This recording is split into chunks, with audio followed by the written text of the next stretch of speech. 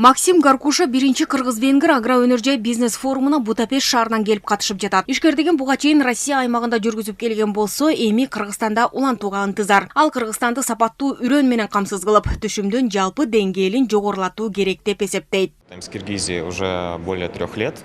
Негизи Кыргызстан менен иштешип жатканыбызга 3 жылдан ашты. Биздин өнөктөштөрүбүз бар. Бирок фонд жана бизнес форум биз үчүн жаңы ишкердик байланыш үчүн, жаңы өнөктөштөр үчүн эң сонун мүмкүнчүлүк. Биз дагы Кыргызстанда өз катышуубузду кеңейтүүгө абдан активдүү аракет кылып жатабыз. Биздин көптөгөн уруктарыбыз бул аймакта белгилүү. Негизги ишибиз Орусияда. Бирок Кыргызстанды дагы сапаттуу үрөн менен камсыз кылуу максатыбыз бар. Биз фондду байланыштарды түзүүгө пайдаланабыз. Анткени азыр Европадан келип жаткан кырдаалга байланыштуу логистика боюнча чоң көйгөйлөр бар. Дал ушул жаатта жардам берет деп эсептеп жатабыз. Албетте, биз биринчи кезекте жергиликтүү кыргыз компаниясы менен өнөктөш болууга кызыктарбыз.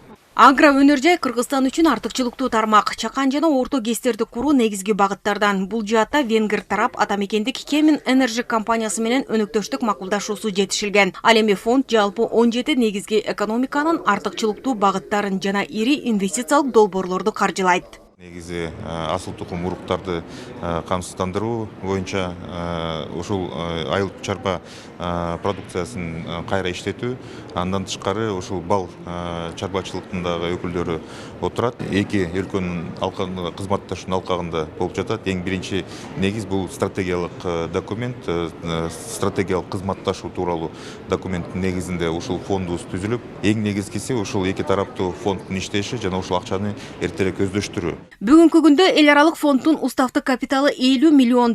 Учурда анын алгачкы траншы $16 миллион келип түшкөн. Фондко 30га жакын долбоорлордон сунуштар түшүп, кароодон өтүп жаткан кезде. Ал эми каржылоо декабрь айынан башталат. Курулуш тармагына ошондой эле мына кичинекей ГЭС деп коебуз, ошо чакан ГЭСтерге багытталган. Андан башка туризмди өнүктүрүүгө, асыл тукум багыты боюнча, анан өндүрүш тармагы боюнча.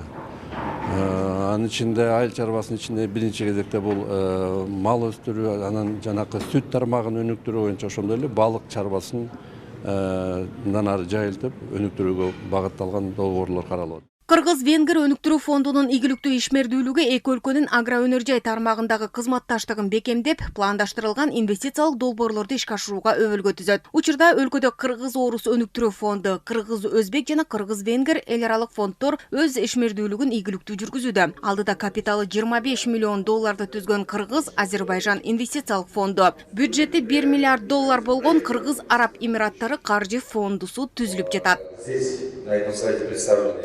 Руслан Бараненко, ЛТР, Бишкек.